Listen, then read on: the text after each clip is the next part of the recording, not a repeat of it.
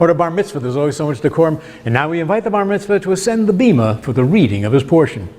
Just once, I love people say, Joshua Shapiro, come on down. Because when I was in Israel, it was long before we had cell phones, late 60s. I had to make a call from Jerusalem to Tel Aviv. I dialed in and I heard, please deposit 8 tokens. I said, gee, I only have 7. The voice said, all right, I take 7.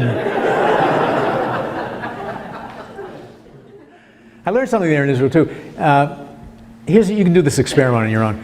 Call any Jewish organization in America and you know what you hear? You know, Shalom B'nai Israel, Shalom Jewish Center, Shalom Jewish Federation. Call any number in Israel, you know what you hear? Hello.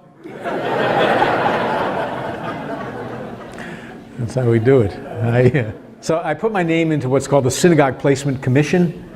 And basically the way that works, I was sent from Buffalo to Philadelphia in a trade for 2 cantors, 1 bar mitzvah tutor, and a rookie mohel. At the seminary, I was able to squeeze a 5-year program into 6. Now, the year in Israel was not part of the curriculum back in the late 60s, so after 3 years, I went to Israel primarily to learn spoken Hebrew. And I had some biblical Hebrew on my belt, so it was kind of difficult, especially during the first weeks. For example, I can still see the look on the cab driver's face when we pulled into our neighborhood, and I said to him in my Hebrew, behold, here I descend.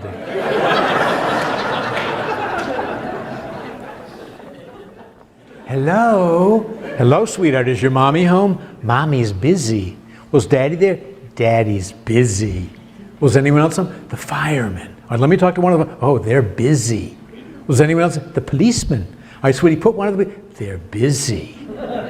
What are they all doing? They're looking for me.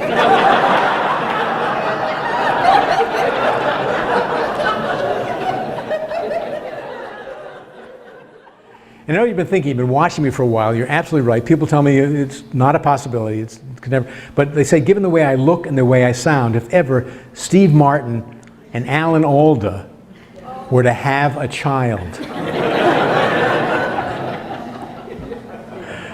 Now I was performing in London, the producer there said, Bob, he was on the phone, he said, Bob, I'm looking at your photo, looks so much like our former Prime Minister John Major.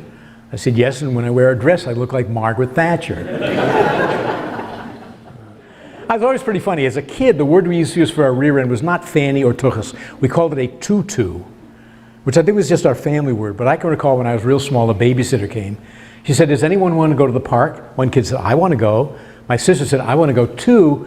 And I can remember saying, I want to go too.